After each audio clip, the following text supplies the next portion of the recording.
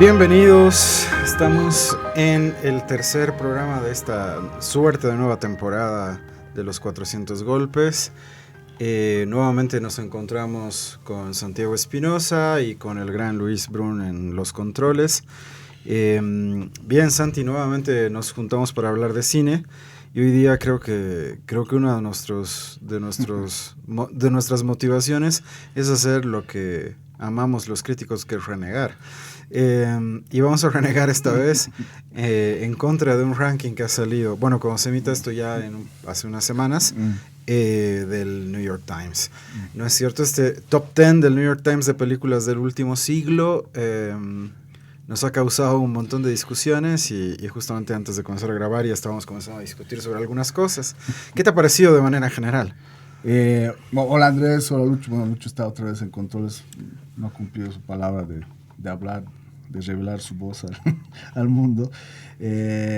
Bueno, yo igual, o sea, me ha sorprendido, no necesariamente de forma grata. O sea, hay películas obviamente que me gustan, parece que estén bien, pero que están, creo, seguramente entronizadas por las razones equivocadas, o para mí, por ahí las razones equivocadas pues, son las mías, obviamente, pero no está, obviamente, porque cuando se hacen rankings también pesan muchos criterios que no son los estrictamente cinematográficos, artísticos, creativos, ¿no?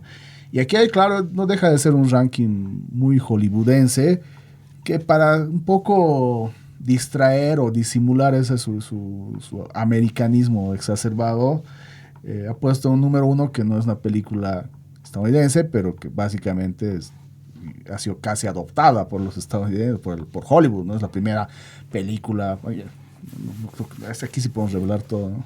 La primera película extranjera y en otro idioma, ¿no? Que ha ganado el Oscar, digamos, ¿no? Estás hablando de Parásitos, ¿no? O sea, el ranking del New York Times lo encabeza Parásitos, ¿de qué año? 2019, que es justo el año que además se premió justo el año de la pandemia, ¿no? O sea, y además es coreana, justo en momentos en que Corea del Sur tiene una relación conflictiva con Cochabamba,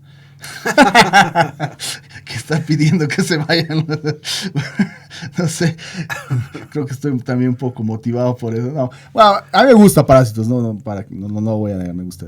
Y en general el cine de Bong Joon-ho me gusta, pero yo entiendo que es básicamente es tratar de poner en vigencia esa votación de los Oscars de ese año. Es una película que no creo que debería estar entre las mejores de los últimos 25 años, estamos hablando, ¿no? Para que se entienda, porque el ranking de estas 100 mejores, no vamos a hablar de 100, hablamos a lo sumo de 10 o de algunas otras que nos parecen pintorescas, es desde el 2000 hasta el 2025, básicamente, ¿no?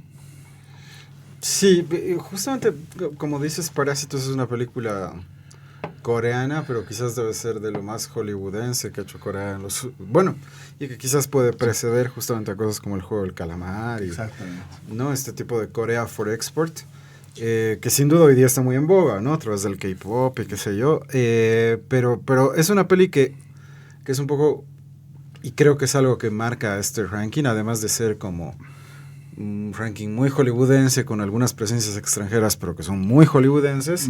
Creo que hay algo que es clarito con esta, es que están premiando un cine que es el cine como el que hace Christopher Nolan, que es como un cine de premisa, que es una premisa ingeniosa y realizado de manera prolija, que es un truco, ¿no? O sea, para mí este ranking en gran medida refleja que, digamos, la comprensión del cine que hay es que el cine es un truco, ¿no? Y que tiene que tener un giro, no sé, argumental poderoso, un giro narrativo y qué sé yo. Y no sé si ese es el cine que más nos interesa ahora, ¿no? No, sí, por lo menos a nosotros no. Evidentemente a la industria de Hollywood sí, ¿no? Es como dices, es un cine formulaico, ¿no? O sea, con mejores o peores resultados, digamos. El Bong Joon-ho tiene mejores películas que Christopher Nolan, seguramente. Pero es un cine formulaico y además es un cine que se inscribe también dentro de lo que algunos críticos parten de esta suerte de pesimismo oscuro, digamos, ¿no? Que mira al mundo, obviamente, con poca luminosidad, ¿no? Que tiende a como a centrarse en el lado oscuro de las cosas, ¿no? O sea, no hay películas, digamos, en los primeros lugares que te hablen, que puedan de alguna manera reivindicar la condición humana. Todas son básicamente disecciones de todo lo peor que podemos ser o hacer, ¿no? Y en sí es un cine que le llama, no me acuerdo, un crítico argentino, creo que es el Roger Cosa, que decía como el cine de la crueldad o algo así, o sea, que se regodea un poco en eso, ¿no? Que es algo que hacía mucho, lo ha hecho también el cine europeo, pues ya no lo está haciendo tanto, digamos, lo que hacía Haneke, por ejemplo, o lo que ha hecho en algún momento Lars von Trier, y lo que con el tiempo lo ha rentabilizado muy bien este director sueco, el de Triangle of Sadness y de Square, se me ha ido el nombre. El Lucho debe saber, me voy a acordar ahorita. Pero que también ha sido premio en Hollywood, que ya ha ganado Cannes y que tiene mucho trabajo. Más allá de que sea bueno o malo, hay películas del que me gustan, ¿no? Pero se me ha ido el nombre. Pero que está en parte, digamos, con esa sensibilidad un poco enamorada de lo oscuro, del pesimismo, ¿no? De cierto ánimo sombrío respecto a estos tiempos, digamos, aparentemente distópicos, ¿no? Bueno, igual es un terror muy de Kim Ki-duk, ¿no? Que lo ves claramente, o sea, es un cine de la crueldad. Pero y de todos los Parásitos me parece que es como más políticamente correcta, digamos, sí. ¿No? Es como lo suficientemente políticamente correcta como para mostrarla en una premiación a señores mayores como son los que votan en la academia. Igual, sí es una película entretenida, qué sé yo, sí. Pero como dices, es muy formulaica. Y es una peli que hace una crítica al capitalismo, pero siempre desde una posición más o menos cómoda, un poco obvia. Pero bueno, pero sí me sorprende muchísimo que esa película haya sido elegida. Es casi como decir nosotros en el New York Times somos cool y vemos cine coreano. ¿O cuál piensas que ha sido esa motivación? Sí, yo creo que es una forma de legitimar. O sea, también quiere ser, yo creo, una al lista. Al fin tus plegarias han sido escuchadas. Claro, o sea, que le digas al lector, miren, hemos incluido una película coreana, pero que probablemente han visto porque ha ganado el Oscar, ¿no? O sea, es una película, no se han esforzado en vano en leer los subtítulos. Quizás siempre esta idea de que a los estadounidenses no les gusta leer subtítulos, ¿no? Que prefieren que todo el cine que devoran sea en su idioma en inglés, digamos, ¿no? Entonces yo creo que esa es una forma de legitimar cierta, digamos, consagración hollywoodense y cierta también apropiación, porque ya Bong Joon-ho también, su última película que recién ha salido, de hecho se estrenó, que es esta de Mikey 17, Mikey 17, ¿no? Con Robert Pattinson. Con Robert Pattinson, ya es una película que ya había tenido algunos coqueteos, pues de crossover, digamos, a Hollywood, digamos. Entonces ya es coreano, pues ya está trabajando para nosotros, digamos, ¿no? Entonces es un cineasta que está con más Oz ya trabajó con... Exactamente. En Netflix. ¿No? Sí. Y es un director que hace cine de género dentro de todo, que es un cine que vende bien también, o sea, vende bien, o sea, hay algo que recordar seguramente al Bong Joon-ho, que me parece para nada un mal director, que es alguien que puede de alguna manera ya conseguir enamorar, digamos, o sea, suele seducir a ambos lados del océano, digamos. En Europa en su año también ganó Cannes y de alguna manera también ese triunfo en Cannes le llevó a tener tanta atención en Estados Unidos, ¿no? Pero otra vez es un buen truquista, digamos, ¿no? Como dices, alguien que sabe, que domina bien las herramientas del cine y de la narrativa y que sabe, pero es un cine que no necesariamente es el que más nos interesa o el que más me conmueve, digamos. Me divierte. Igual creo que hay que decir que Cannes es una plataforma también muy comercial, sí. Y muchas veces muy conservadora y muy política. Más aún en los últimos años, ¿no? Es cierto. No es casual, yo creo, ¿no? Que de hecho en los últimos años las películas que ganan Cannes se van directo a los Oscars, ¿no? Yo creo que hay ya una complicidad. Y claro, es evidente, en su alfombra roja sueles tener a veces más estrellas que los propios Oscars, más estrellas de Hollywood, ¿no? Entonces sí hay una complicidad, hay una concesión, digamos, del lado más autoral de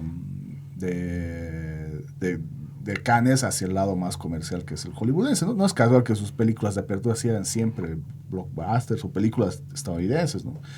Animaciones, películas de Pixar, hasta hace algún tiempo antes de que lo cancelen, de Woody Allen. Ahora, bueno, pero ¿qué es una marca hoy día de los grandes mercados? Claro. No sé, de los festivales poderosos, Venecia, Berlín, sí. Cannes y San Sebastián, probablemente hoy día son cada vez más cercanos a la industria convencional que al cine autoral rompedor, digamos, ¿no? Sí. Se sigue elogiando la figura del autor, pero del autor que está un poco empoltronado en la industria, de las vacas sagradas. Exactamente. Sí, no, de hecho, todas las no es secreto que los festivales cada vez se pelean por tener la nueva película, por más gran cineastas, Scorsese, Coppola, Paul Thomas Anderson, los hermanos Coen, digamos, ¿no? O sea, son ya cineastas consagrados por la industria, ¿no? Por más de que no sean tan taquilleramente tan exitosos, pero evidentemente la industria se pelea por tener y el circuito festivalero también, ¿no? Y digamos esa otra función que nosotros creemos deberían tener los festivales, que es como de descubrir, ¿no? En realidad, mirar al futuro del cine y no necesariamente regodearse en su pasado más glorioso, que también debe ser una de sus funciones, está cada vez más descuidada, ¿no? Porque hay una garantía de éxito, ¿no? Por más de que, o sea, es muy difícil que Scorsese haga una mala película, digamos, ¿no? Pero es una apuesta más segura que buscarte un director, digamos, nuevo, o directora nueva de África o de Asia o incluso Latinoamérica, ¿no? Ahora que mencionas directora nueva, algo que hayamos en cuenta es que en este ranking, si bien tiene algunos lunares no caucásicos, lo que realmente llama la atención es que en su top 25 no hay ninguna mujer, ¿no? O sea, la primera mujer está en el número 26, que es Justine Triet, y poco después, en el número 30, está Sofía Coppola. Eso igual es problemático, es como, o sea, a ver, creo que no es posible que sigamos preguntándonos por qué no existen grandes directoras de cine mujeres cuando sí existen, perdón. Sí, no, y evidentemente, más allá de que parezca que es una agenda o es una cuota, o sea, el cine hecho por mujeres en el último tiempo, o sea, no es que es mejor, sino que empezó a visibilizarse más precisamente por como la politización también de las discusiones sobre la producción y consumo de bienes culturales, ¿no? Y hay que decirlo más, algunas de las mejores cineastas de último tiempo son mujeres, o sea, y eso lo reconocen rankings, según más prestigiosos anuales que estos, o sea, digamos, por ejemplo, sin ir más lejos, es un poco triste, por no llamarle de otra manera, que no haya ninguna película, por ejemplo, de la Lucrecia Martel, que probablemente es la cineasta más importante de América Latina de los últimos 25 años. ¿No? No hay ninguna. Y sí hay como dos, creo, del Cuarón, que me cae bien, digamos, o del Guillermo del Toro, que también me cae bien, pero que no son cineastas tan importantes sobre todo para el cine latinoamericano en general. Son directores con los que te tomarías una cerveza, claro, pero no necesariamente quisiera ver todas sus películas. Sí, tiene algunas cosas buenas, pero su obra no está, pues, claro, son buenos tipos, no se llaman Los Tres Amigos, de hecho. Cuarón, perdón, Iñárritu, no sé si me tomaría una cerveza con él, pero... Sí, me parece un poco triste, ¿no? Creo que es deprimido. Bueno, dos deprimidos conmigo sería un poco... Además era del círculo de frenemies de Luis Miguel, eso ya me causa una tirria. Tal vez si me presentara Luis Miguel. Pero, por ejemplo, eso, cine más lejos. O digamos, el cine también... Después y la primera película que aparece, hablando también de directores como latinoamericanos que aparece en el ranking es, si no me equivoco, Ciudad de Dios. No, bueno, sí, dirigida por un latino, Children of Men. Children of Men. Y poco después Ciudad de Dios. Ciudad de Dios, digamos. Children of Men, que se dirigía por justamente Cuarón, pero es una producción británica, ¿no? Más que mexicana, aunque sí tiene... Y llena de estrellas de Hollywood. Claro, está Clive Owen, Julianne Moore, Michael Caine. Tiene un gran reparto, ¿no? Y es una gran peli, sí, a mí me gusta mucho, así como... Probablemente es de las mejores, esa y Tu mamá también me parece y está también Tu mamá. Una película que amaba nuestro amigo Javier Rodríguez, le mandamos un saludo ahora. Yo lo recordaba al Santiago que Javier insistió en que esté en el número uno de nuestros rankings anuales. Es una gran peli, digamos, de estas grandes pelis de género, en la que se ve el oficio de Cuarón, pero no sé si ameritaba para estar entre las 100 mejores de los últimos 25 años. 20, digamos, ¿no? O sea, ni siquiera, incluso si vas a poner alguna de Cuarón, no sé si bueno, no sé. Y a mí, incluso más que esa... ¿Cuál pondrías tú? Probablemente... El Jardín Secreto. Y Tu mamá también. Y Tu mamá también está en el ranking, ¿no? Está más adelante, está más atrás, dependiendo cómo se ve. Sí, probablemente Tu mamá me gusta, sí. No Roma, ¿no? Roma me ha gustado en su momento, pero después no sé si la volvería a ver. Pero volviendo a mí me ha gustado Roma como te gusta la nana. La nana boliviana, porque hay una nana chilena también. Bueno, estamos saliendo de dos, creo. Ya, buenísimo. Decía que incluso más que Children, que me parece una gran película, me molesta que esté tan adelante como una película latinoamericana, porque esta sí es hablada en un idioma, digamos, del sur, digamos, portugués, que es Ciudad de Dios, ¿no? Que a mí es una película que no me gusta y creo que esa es otra de fórmula y es de la fórmula de la pornomiseria. Claro, o sea, a mí es una película que me entretiene en la misma medida que me entretiene ver a la doctora Polo. O a Laura Bozzo, digamos. No sé, es como esta suerte de convertir en espectáculo la pobreza y hacerla fashionable, digamos. No, o sea, es una película que me parece que está, o sea, tiene una factura técnica interesante, qué sé yo, pero evidentemente es como es un mal chiste que sea la primera película latinoamericana, o quizás es realmente el cine latinoamericano que esperan digamos, los críticos, la industria en Hollywood de Latinoamérica, ¿no? Un cine que se explote la violencia y la miseria como algo que es, no sé, exótico y deseable. Es como, vengan aquí pueden hacer un tour turístico, no sé, alto en adrenalina. Claro, es turismo de aventura, pueden escapar de la muerte, probar drogas de mala calidad, comprarse niños o mujeres, no sé, ¿no? Darse una vuelta por las favelas. Sí, y además, ¿sabes algo que me molesta? Más allá de que la película a mí no me gusta, creo que te recibe una suerte de, no remake, sino una secuela. Una secuela, serie, ¿no? Sí. Es que también se nota que al hacer este ranking no se valora de alguna manera, que yo creo que se debería hacer la obra del director o directora. Uh-huh. O sea, yo no creo mucho en las películas golpe de suerte. Yo creo que hay películas que, por más que sea la primera o la última, son también resultado de una obra. Y el caso de Meireles es obvio, no hay ninguna otra película, no me acuerdo de alguna otra película, ni siquiera decente, o sea, memorable obviamente que no.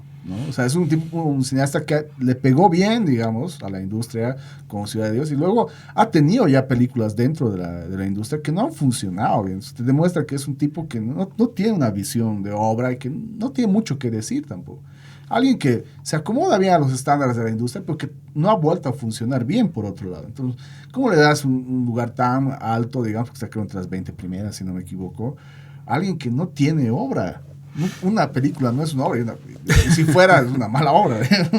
Bueno, de hecho el resto del top 10 está muy compuesto por autores que son vacas sagradas de la industria y que básicamente son las vacas sagradas de la industria, ¿no es cierto? Sin lugar a dudas. Y el número 2 está quizás en la peli que toda persona que quiere pretender que es inteligente dice que es su favorita, que es Mulholland Drive, que es una peli del director que dicen todas las personas que quieren pretender que son inteligentes, que es su director favorito, que es David Lynch, ¿no es cierto? Bueno, la reciente muerte de David Lynch ha hecho que muchos que volvamos a ver algunas de sus pelis porque están nuevamente disponibles. Y lo que en algún momento era casi como, por lo menos para algunos críticos, era casi como un pecado decir, en algún momento era un pecado decir que David Lynch no te gustaba, y creo que después era un pecado como decir que David Lynch era uno de tus directores favoritos. A mí es un director que me entretiene hasta cierto punto, y Mulholland Drive es una... A ver, en general creo que muchas de las pelis de las que estamos hablando, y creo que por eso también nos golpea tanto este ranking, creo que por lo menos en mí son muchas de las pelis sobre las que he comenzado a escribir, digamos, ¿no? O sea, son de inicios de los 2000, que es básicamente cuando hemos comenzado a escribir sobre cine ambos, seriamente, y creo que por lo menos de estas 100 películas hemos debido reseñar un 80%, digamos, ¿no? O por lo menos comentar algo. Sí, o hablar prácticamente casi todas en algún momento, ¿no? Son casi películas que han envejecido, algunas peor que nosotros. Bueno, y justamente Mulholland Drive, no sé si es una película que ha envejecido mejor que nosotros.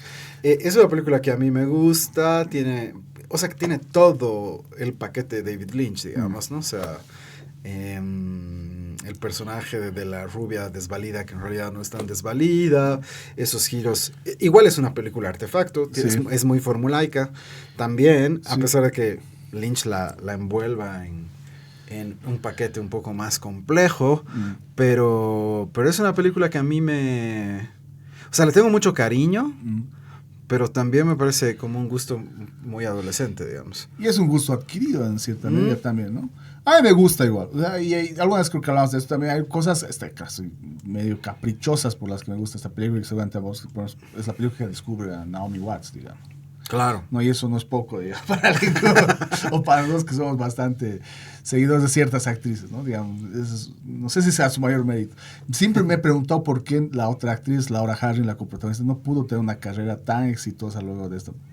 ¿Qué es lo que le pasa a muchas de las grandes actrices de Lynch, ¿no? O sea, Laura Dern sí ha logrado ser como una gran y mucho tiempo actriz de reparto, pero Laura Dern nunca te sostiene una peli. Claro, y claro, tú la asocias básicamente como protagonista al cine de Lynch, ¿no? Bueno, y Jurassic Park. Claro. No, Jurassic Park que ya se estrena. No vamos a hacer propaganda. Le digo malas reseñas. Pero sí, y bueno, y yo decía esto igual antes, no hablábamos de esto antes de grabar, que también es una película que, igual que lo que pasa con los Oscar y con la industria, tiene también una cuota, digamos, adicional de éxito porque es muy hollywoodense, habla de Hollywood, ¿no? Mulholland Drive es una vía, digamos, es una de Los Ángeles, ¿no? Y que te habla, digamos, del mundo oscuro que supone Hollywood y la fama y el estrellato, digamos, ¿no? O sea, es como La La Land sin La La Land con un buen director de fondo. Sí, sin baile y sin bueno, canto sí hay, ¿no? Y es un poco más terrorífico. Pero eso es algo que le gusta mucho a Hollywood en general. Y la crítica, en este caso, los que ha hecho Raki, también es parte del sistema de Hollywood, ¿no? Entonces, la autorreferencialidad, o sea, hablar de Hollywood, ¿no? Incluso desde un registro tan oscuro y a ratos enfermo como el de Lynch, es algo que también lo legitima. Yo creo que hay películas mejores de Lynch. A mí igual me gusta mucho David Lynch, pero o sea, para mí por eso es una mejor película. No sé si estará dentro de sus márgenes. Una historia sencilla, que es una película que no se parece a casi nada de lo que ha hecho David Lynch. O alguna posterior, que alguna vez tú también escribiste, me acuerdo, que era Inland Empire, que me parece un poco más compleja y arriesgada que Mulholland Drive, ¿no? Que es el último largo en la práctica que hizo Lynch, ¿no? Sí, gran largo. Más complejo y con Laura Dern. Con Laura Dern. Y obviamente de más atrás, Blue Velvet y todo, pero este es claro, y esta es una película que me acuerdo que salía algún ranking de la BBC que hizo hace algunos años de las mejores películas, creo, de la historia, y está en el número 1, ¿no? Me acuerdo que hace un par de años. Y ahora obviamente está ahí porque es feo también, pero claro, es una especie de homenaje póstumo, ¿no? O sea, no vamos a ocultar eso. No es que no lo merezca, pero ahí parece que la motivación principal es esa, ¿no? Y bueno, y el otro es nuevamente otro director cool para críticos o para snobs o para lo que ustedes quieran, que es Paul Thomas Anderson, ¿no? Sí. O sea, es como también un director que te tiene que gustar si es que supuestamente sabes de cine, y justamente está con una de sus pelis más importantes, ¿no es cierto?, que en el mundo latinoamericano se tradució como Petróleo Sangriento. Y que también nuestro amigo Javier Rodríguez era un gran fan cuando comenzamos a escribir sobre este asunto, ¿no? Una película de actuaciones que, a diferencia de la novela en la que se basa, a mí me da la sensación de que quisiera hacer una gran novela norteamericana, que es... la novela en la que se basa, justamente recuerdo que cuando se estrenó la peli la intenté leer y no creo que... Oil, ¿no? Se llama. Oil, sí, de Upton Sinclair, ¿no? No, creo que no tiene esa grandilocuencia que tiene la peli. Pero es una peli que reposa en las dos actuaciones, ¿no? Sobre todo la de Daniel Day-Lewis. Sí, la de Paul Dano, ¿no? Un gran actor, también condenado como Laura Dern a ser siempre un actor secundario, ¿no? Sí. Pero bueno, yo recuerdo que a ti te gustaba mucho, ¿no? Sí, bueno, a mí me gusta harto Paul Thomas Anderson en general, yo en eso sí comparto, digamos, no sé si el Javier le sigue gustando tanto, pero comparto eso. Pues sí me acuerdo que esta película se estrenó el mismo año, igual te digo, ¿no? Que se estrenó No Country for Old Men, fueron las grandes contendientes de los Oscars de ese año, y al final lo ganó No Country for Old Men, ¿no? De los Coen. Y en esas veces todavía debatíamos cuál nos parecía mejor, si No Country for Old Men o Petróleo Sangriento. Y nosotros éramos más de los Coen, y creo que era más Paul Thomas Anderson. Y a mí me parece una gran película, pero no es dentro de todo ni mi favorita de Paul Thomas Anderson Pues básicamente ese periodo que se ha hecho es el periodo que empezó a hacer cine Paul Thomas Anderson, ¿no?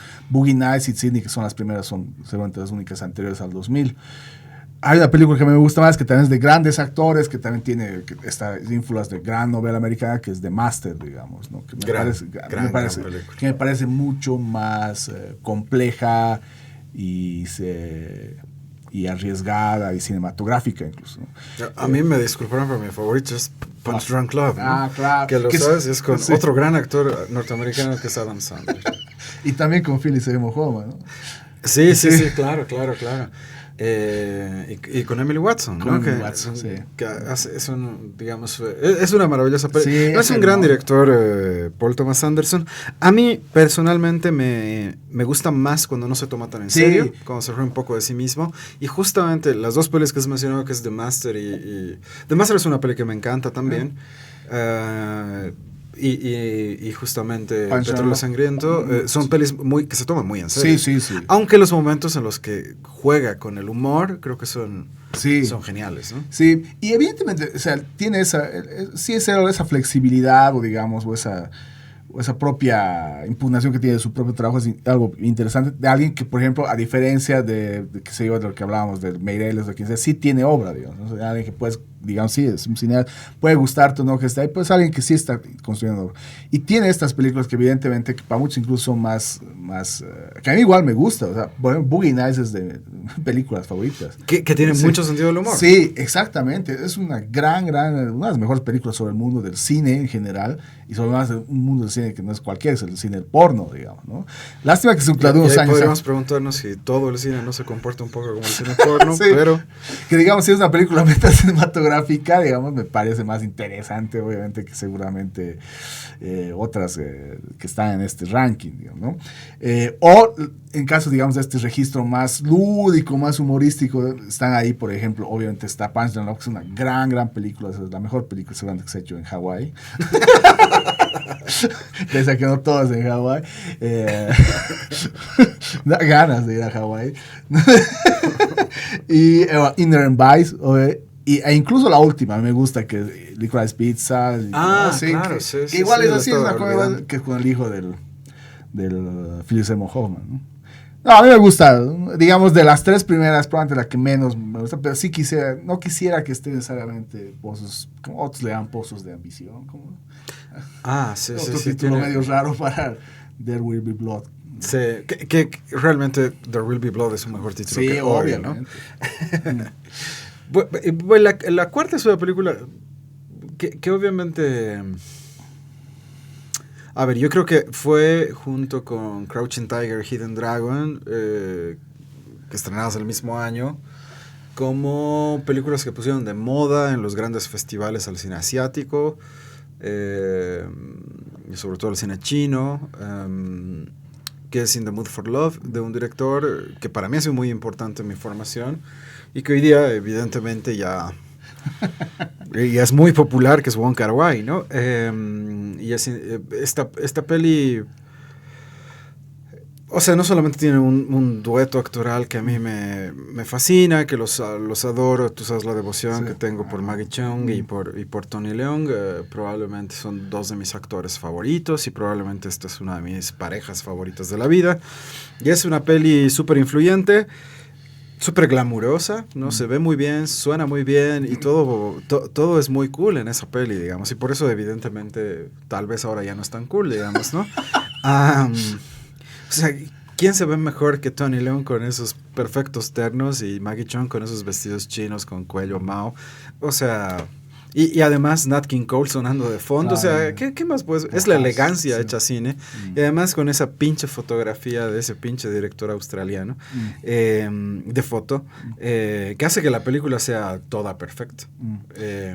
Sí, no, pensé que ibas a hablar mal de la película, pero ya me estaba por asustar. No, pero no, sí, yo me acuerdo.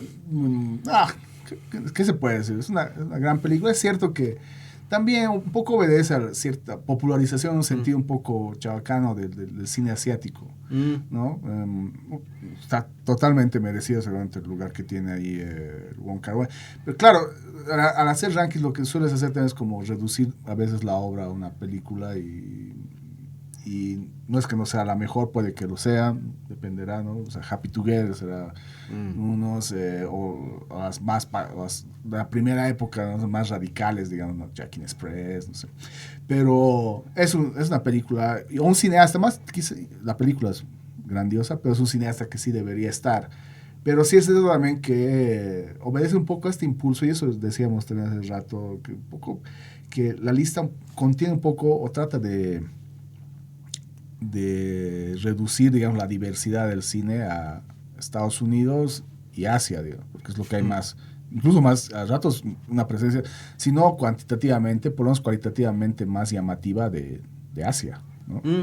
¿No? Pero siempre este cine asiático, claro, que es como muy bien recibido en claro, Hollywood. validado, ¿no? por Hollywood, ¿no? De hecho, más adelante vamos a ver, digamos, está en la película animada, que es El viaje de Chihiro. Que digamos es la más, que quizás la más comercial de Miyazaki. Claro, que ganó en su año ganó la Berlinale y ganó el Oscar. Y no es mala, no nadie va a decir que es mala, pero que obviamente no es necesariamente la mejor película. Es la que mejor ha recibido, o es la que mejor ha entendido Hollywood, o a la que le ha dado más premios, ¿no? La que ha decidido validar como cine, ¿no? Porque dentro de todo también esto hay como ejercicio de validación. Esto es cine, ¿no? Y lo demás siguen intentando, digamos, ¿no? ¿Qué es lo que siempre hacen los rankings? Sí. Pero no, o sea, yo no creo que hablar. Yo sé que eres un gran devoto del Wong Kar-wai, sé que no hablarías más de él. Yo tampoco, o sea, es un cineasta que admiro mucho. De alguna manera me apena que esté más inactivo, pero bueno. Sí, estos últimos años ha hecho pocas cosas y muchos han, por ejemplo, cuando hizo My Blueberry Nights, dijeron que está repitiéndose a sí mismo. Y a mí me gustaba. Por Nora Jones, claro. También. Por Cat Power. Wow, sí. Chang Marshall hace una gran aparición ahí. No. Sí, y quizás, a ver, My Blueberry Nights es una peli que me gusta mucho, pero no es una de es las la grandes pelis de... sí. Incluso The Master, esta lectura del declive del Kung Fu, de la wuxia en China, ¿no es cierto? Esta suerte de mirada de Wong Kar-wai con nostalgia de Ip Man, que es, bueno, como sabes, también una de las figuras importantes de mi vida. Tampoco es quizás o sea, a ver, no lo sé, quizás no es, por ejemplo, como la saga de Ip Man protagonizada por Donnie Yen. No, pero hay una maestría en ese director y una capacidad de conmovernos que es importante. Sí, y es un cine muy, muy bello. Claro. Y más allá de que sea un cine rompedor o no rompedor, es un cine muy bello y eso. Y al fin y al cabo nosotros venimos de una cultura en la que la belleza nos conmueve. Sí, exactamente. Y la belleza de ese cine es importante. Y justamente la siguiente peli es una peli que parece como una suerte de cover afroamericano de una peli de Wong Kar-wai, que es Moonlight, ¿no? Esta peli del Barry Jenkins, que en su momento ya generó una polémica por la premiación. Como bien saben, se leyó el nombre de La La Land cuando Faye Dunaway y Warren Beatty entregaron el Oscar.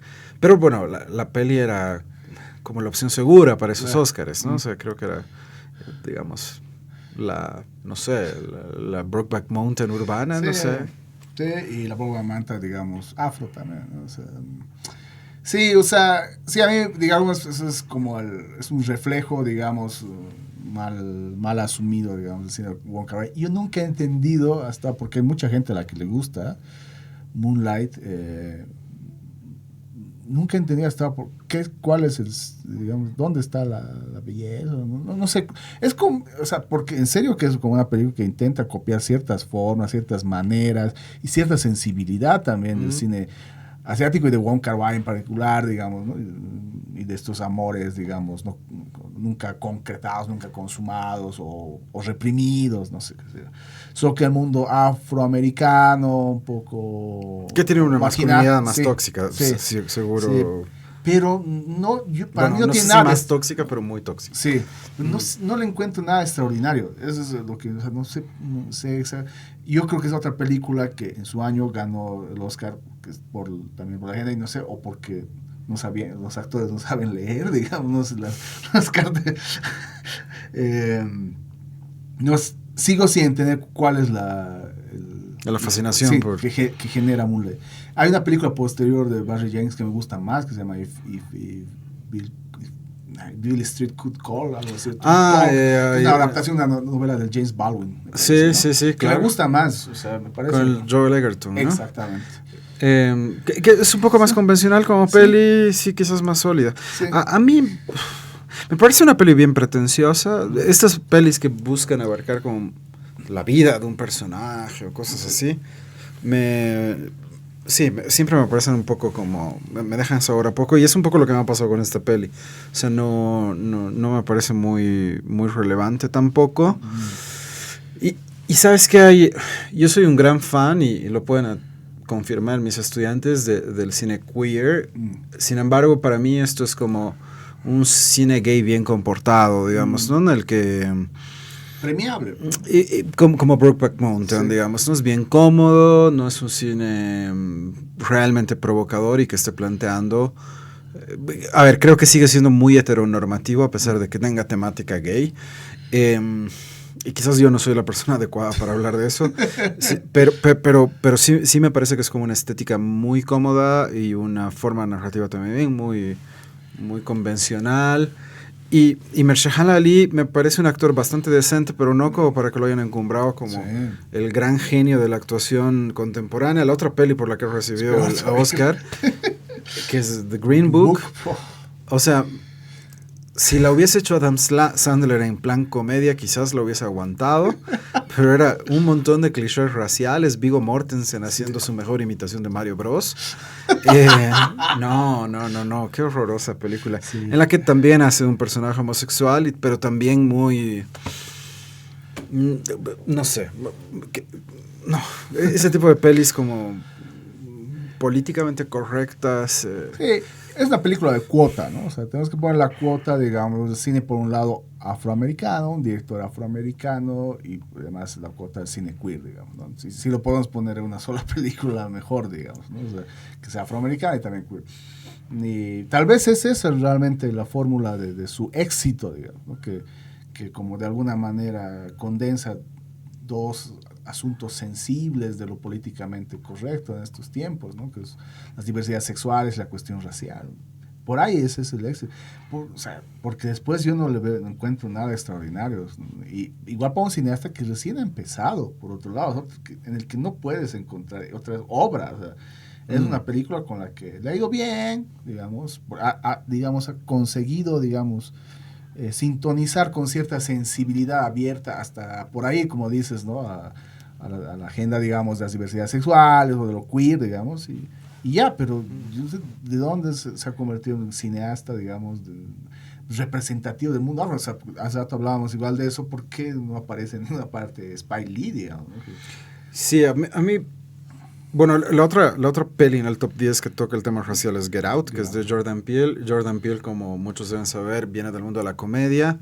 Y esta es y el último tiempo ha jugado mucho más bien con el género de terror, digamos. Y es una película que me gusta, me parece ingeniosa y qué sé yo. Me parece que quizás funcionaría mejor como corto universitario. Igual que Saw, igual que muchas de estas pelis de fórmula, ¿no? Como tú decías. Y concretamente, lo que acabas de decir a mí es una de las cosas que me parece muy clara, digamos, ¿no? Spike Lee probablemente, salvo Infiltrado en el Clan o Black Klansman, que es una película que se acomoda más a los estándares de la industria, o quizás Inside Man, esa peli sobre robos. Claro, sí, es un director que en toda regla me parece que es uno de los directores más importantes de nuestro tiempo. Yo le tengo veneración no solamente porque ambos compartimos nuestro amor por el básquet, y siempre lo veo, pero me parece un director súper importante, me parece un director que sigue incomodando en la edad que tiene, digamos, ¿no? O sea, y siendo quien es, o sea, a esta altura él podría estar haciendo no sé, su propia versión del tío Tom y en el que el tío Tom mate al resto, a la familia o algo así, como lo haría Tarantino, pero él sigue intentando repensar cosas, provocar cosas. Incluso sus coqueteos con Netflix me parecen súper provocadores. Y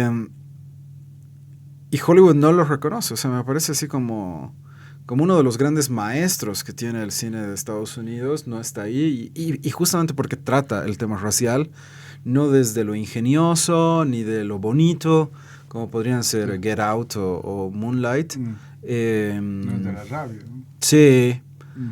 sí, es como, hay que tener cuidado con los negros furiosos, digamos, sí. ¿no? Y eso es mejor No nos tengan reconocerlos. pena, tenganos miedo. ¿No?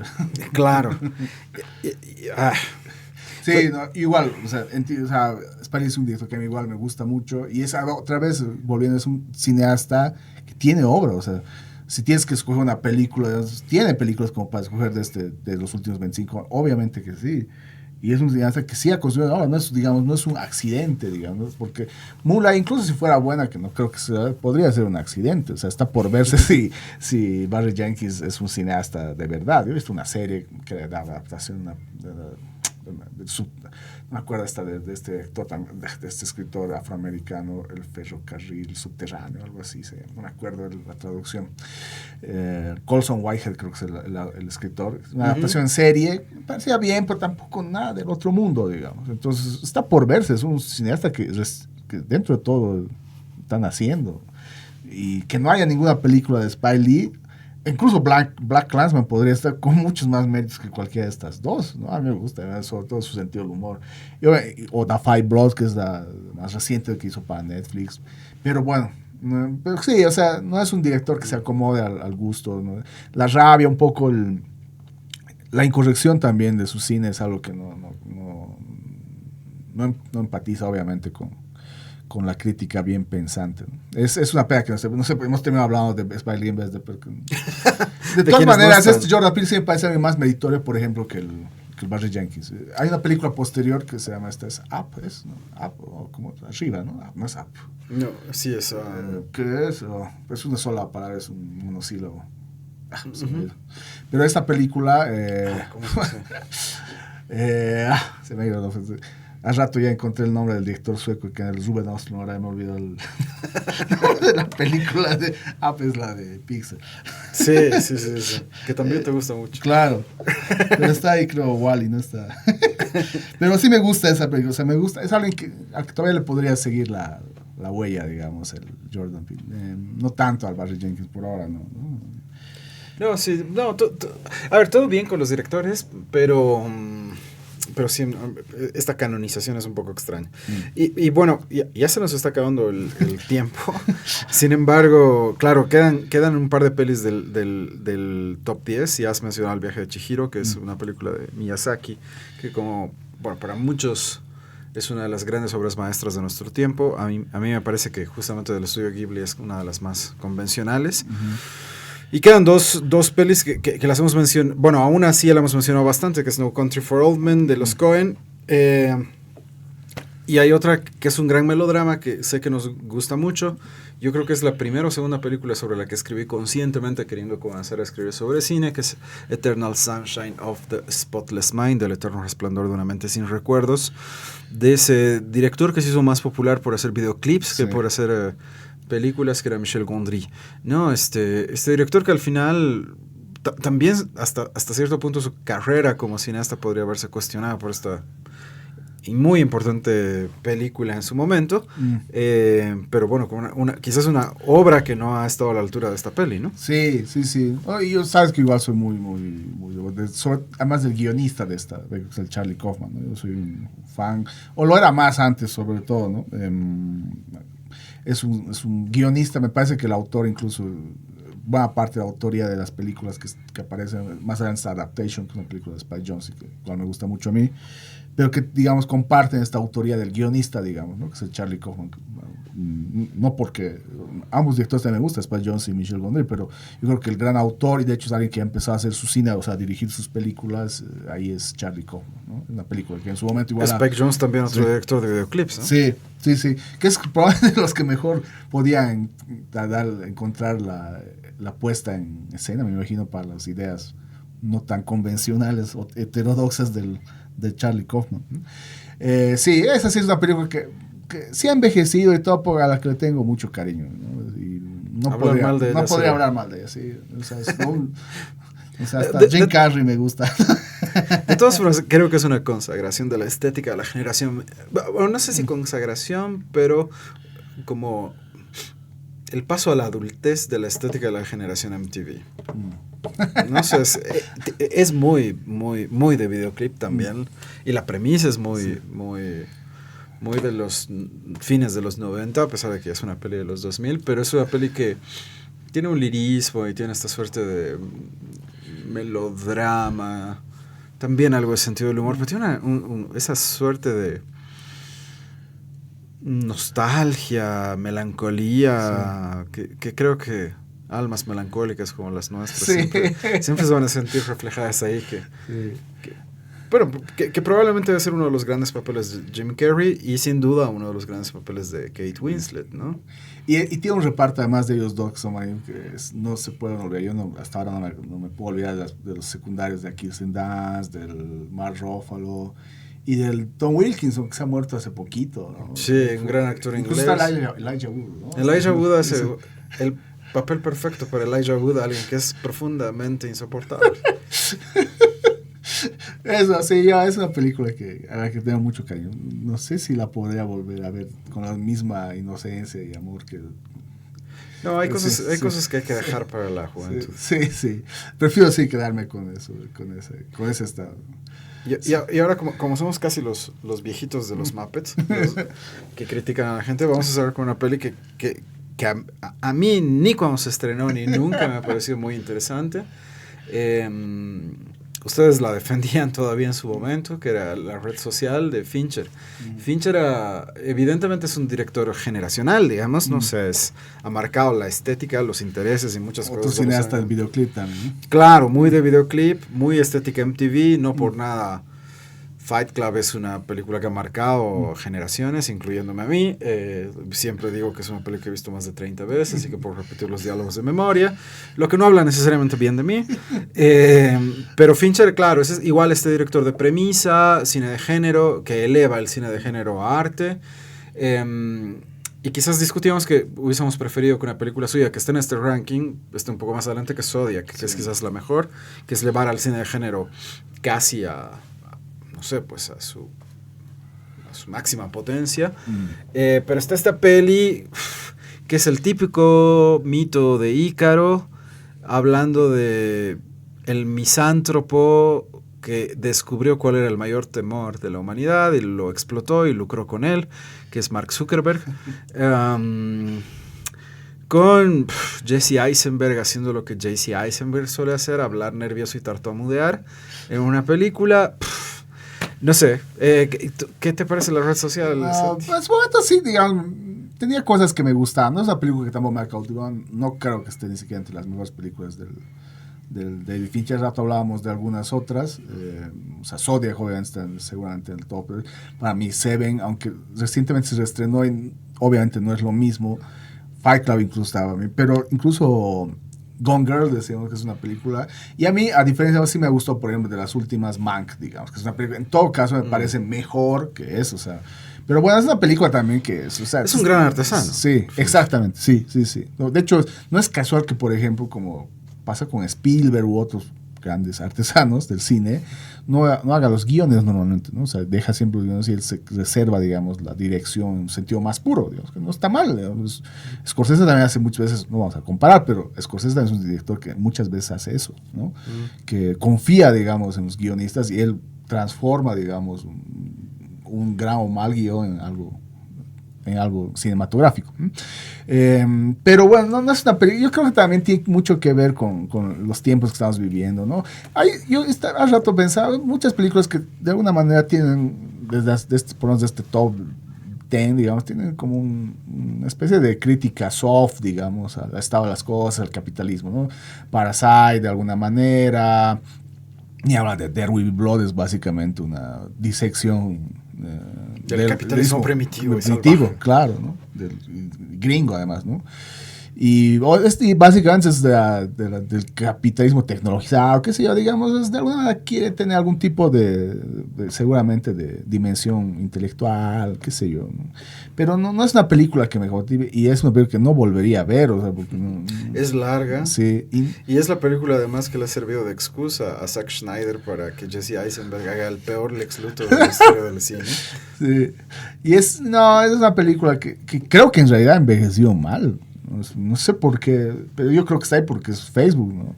Y hay un problema cuando pones a actuar de nerds a un montón de galanes, digamos, ¿no es cierto? O sea, Andrew Garfield haciendo de un nerd, o Justin Timberlake, o sea, una estrella de pop haciendo de... Sí, es como... Además se lo presenta como si fuese una estrella de rock, no sé, sexo, drogas y rock and roll. Bueno, ahora sabemos que todos estos magnates de la tecnología están como adictos a los anabólicos y a la MMA. Pero, que quieren pelearse entre sí. Claro, pero en ese momento no eran tipos llenos de músculos, ¿no? O sea, no sé, no, me parece un mal chiste. No, o sea, me parece un mal chiste o sea, porque en algún momento veo en Fincher que intenta hacer su propia Citizen Kane, ¿no? Y... No. Es una peli que me causa así como muchos problemas y me causa muchos problemas que sea una peli todavía reconocida y... todo me molesta de esa peli. O sea, perdón, lo siento. Sí, yo no soy fan. Yo creo que es una de las películas que peor ha envejecido el Fincher, ¿no? A mí el Fincher me gusta, pero no es exactamente ese Fincher, ¿no? Y también, como que decías, a veces también me gusta el Fincher que se toma menos en serio también, ¿no? Que no está queriendo hacer, como dices, Citizen Kane, digamos. Está queriendo hacer una buena película, y no está queriendo cambiar la historia del cine, digamos. Y aquí sí creo que es la película en la que está queriendo cambiar la historia del cine y no lo ha hecho, digamos. Ni lo va a hacer, sí. Bien, lamentablemente el tiempo nos ha quedado corto. Podríamos hablar de las 100 películas, como les decíamos, son las pelis de las que hemos escrito. Sí. O sea, básicamente estos 25 años, y quizás nos tomamos por eso tan en serio este ranking, son los 25 años en los que básicamente hemos escrito sobre cine. Y hay varias otras cosas, ¿no? Está Jonathan Glazer después y decíamos cómo va a estar esta peli sobre judíos y nazis, y no va a estar Under the Skin, que para mí es una de las grandes, la gran obra maestra de Jonathan Glazer. Y es curioso que esté una película de George Miller. Yo soy fan de George Miller. A esta altura de mi vida creo que me gusta más Babe que la saga Mad Max, que es una de mis favoritas, si bien lo sabes, pero me parece que en Babe hay una cuestión política tierna, quizás más interesante que Mad Max últimamente, pero genial, ¿no? O sea, a ver, me parece bien que esté Mad Max ahí. No sé si Fury Road sería mi película escogida de Mad Max, pero está ahí. Hay un montón de otras cosas, ¿no? Stan Lee con Crouching Tiger, Hidden Dragon, nuevamente. A mí me parece que esa y In the Mood for Love abrieron ese interés al cine asiático. Pero no sé, ¿hay alguna otra peli que te haya llamado la atención en esta larga lista? Hay algunas, digamos, que están más allá, que son películas igual que, como digamos, Eternal Sunshine, después los más les tengo cariño, digamos, ¿no? O sea, un cariño que va más allá de, ¿no? O sea, por ahí entre los primeros 50 está Almost Famous, digamos. O sea, me recuerda, como dices, son las películas con las que de alguna manera también nos hemos educado en cierto momento, ¿no? O maleducado también en cierto momento de nuestras vidas, y con las que hemos empezado también a escribir, a descubrir y a querer, y no siempre en buenos términos el cine, ¿no? Son cines a las que sí, de alguna manera son de nuestras también, ¿no? Son un poco han crecido y han envejecido con nosotros. Y ahí yo decía un comentario que ponía ahí que en realidad, si tuviera que elegir, probablemente la número 98 sería, si me dieran esta 100, la número 1 es la 98, es Grizzly Man, del Werner Herzog, que a mí es una película que me parece más importante, digamos así. Además, para empezar, es un documental extraño con la voz del Herzog. Pero bueno, después sí, en realidad, como todo ranking me llama la atención más ciertas ausencias, incluso siendo un ranking tan gringo. Hablábamos hace rato, como no hay cineastas. La Sofía Coppola aparece muy abajo, no está la Kelly Reichardt, que es una de las cineastas más importantes del último tiempo. Todd Haynes igual aparece muy poco. las ausencias sí son... Y el cine europeo, así, me parece que hay como... Sí, hay una- sesgo. muy terrible, o sea... A mí ya te decía que me molesta un montón que no haya nada de Jarmusch. Y creo que Patterson, por ejemplo, es una película que debería estar acá. Sí. O sea, y un ranking que, lo siento, que no tenga a Jean-Luc Godard es un ranking al Sí. que no me puedo tomar en serio. O sea, y estamos hablando que en los últimos años de su vida Godard hizo algunas de sus películas más importantes. O sea, yo creo que Film Socialism, por ejemplo, es una película que... O sea, no hay nada en todo este ranking que esté a la altura de una película como esa a nivel de reflexión sobre la imagen, sobre el cine y sobre la vida. Lo mismo yo creo también, yendo más allá, por ejemplo, de cine iraní, que es lo que hablábamos antes, Bruno, pues está ahí, la única que recuerdo haber visto, creo, tal vez además es Nader Simin, ¿no? Que es otra vez una película que ha sido validada por la industria en su año, ¿no? Creo que ganó el Oscar. La menos iraní de sí, las películas. Es una gran película, pero digamos no hay nada que Kiarostami igual ha hecho cine hasta que ha muerto, básicamente, ¿no? Volviendo a Europa, y hablamos de algunos de los mejores amigos de Jarmusch, o sea, que no haya nada del Kaurismäki, a mí igual me causa una molestia mayor, ¿no? La Abre, que son películas de ese tiempo, pucha, o las últimas, ¿no? Eso sí me molesta, digamos, o sea, que el cine europeo se reduzca a unos cuantos directores que han triunfado en Hollywood. Bueno, sí, las ausencias, sí. Pero bueno, es un ranking muy mainstream de la industria y que, bueno, sí está pensado también para tratar de recordar al mundo que el verdadero cine es el que se hace en Estados Unidos o el que adopta Estados Unidos. Sí, bueno, al final este ejercicio nos ha permitido hablar de películas que han sido importantes en el momento en el que hemos comenzado a escribir y recordar que al fin y al cabo el cine es una forma de biografía, de autobiografía sentimental alternativa. Santi, gracias por este encuentro. Lucho, muchísimas gracias por estar detrás de los controles. Yo me despido y con eso te doy la palabra, hermano. Sí, gracias a vos, Andrés, por la oportunidad. Creo que se nos pasó un montón de tiempo. Tampoco es que hay un tiempo muy fijo, pero tengo la impresión de que hemos hablado más de la cuenta. Pero bueno, sí, cuando hablamos de cine suele pasar esto, ¿no? Gracias por la paciencia, Lucho, y al que se anime a escucharnos tanto rato hablar generalmente mal de nuestra juventud. Sí, porque si algunas películas han envejecido mal, nosotros peor. Sí, totalmente. Muchísimas gracias. Nos vemos la próxima semana y espero que cuando vean esto se encuentren todos muy bien. Un abrazo.